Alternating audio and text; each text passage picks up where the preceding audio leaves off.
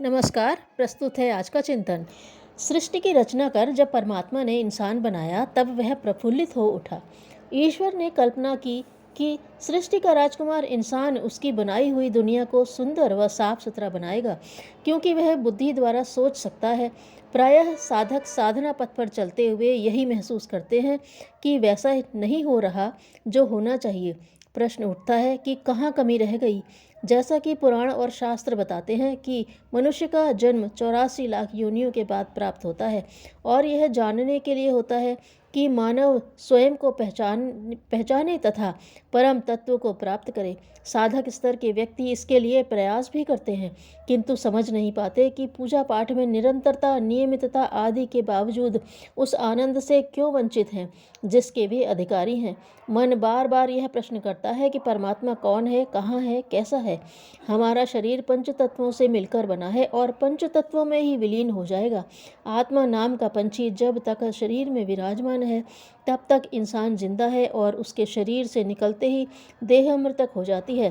पृथ्वी, वायु, आकाश, अग्नि, जल, इन्हीं पंच तत्वों की रचना का प्रतिफल है मानव देह।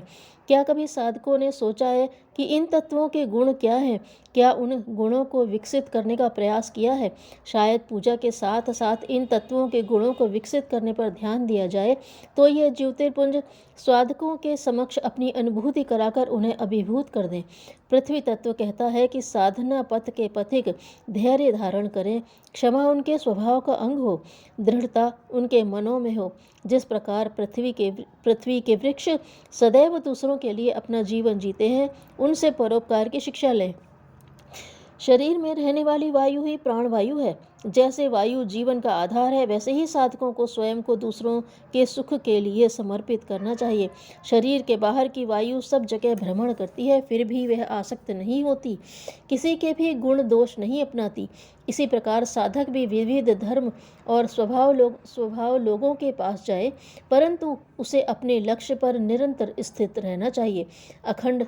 आकाश अखंड है, वैसे ही चर अचर जितने सूक्ष्म और स्थूल शरीर हैं, उनमें आत्मा प्रकाश की भांति स्थिर रहता है।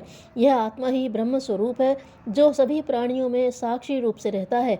माला के मनकों में जैसे धागा रहता है, वैसे ही जीवों में यह आत्मा रहता है।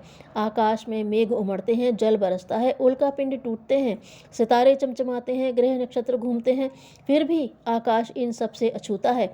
इसी प्रकार साधक को सभी भौतिक अभौतिक वस्तुओं से अछूता रहना चाहिए।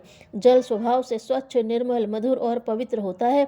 इसी प्रकार साधक को स्वभाव से शुद्ध, स्निग्ध, लचीला, मधुरभाषी और परोपकारी होना चाहिए।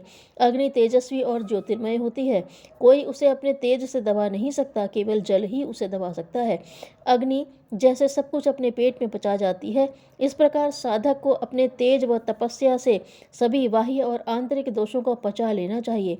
यदि साधक पंच तत्वों की पुकार सुनकर अपने सहज स्वाभाविक गुणों को विकसित करते हुए, परमात्मा पर विश्वास करते हुए, उपासना के मर्म को सार्थक करते हुए अपने जीवन की यात्रा करते हैं, तो निश्चित ही वह दिन दूर नहीं जब साधक परमात्मा की कृपा को अनुभव करते हुए अपने मन में आनंद की तरंगों से सराबोर हो, सुख दुख में समान स्थिति अनुभव करते हुए उस यात्रा के पथिक बन सकेंगे जिसके लिए यह मानव जीवन मिला है। इस मानव जीवन में इन पंच तत्वों का अधिकाधिक प्रयोग सृष्टि के हित में करके ही इस जीवन को सार्थक एवं सफल बनाया जा सकता है।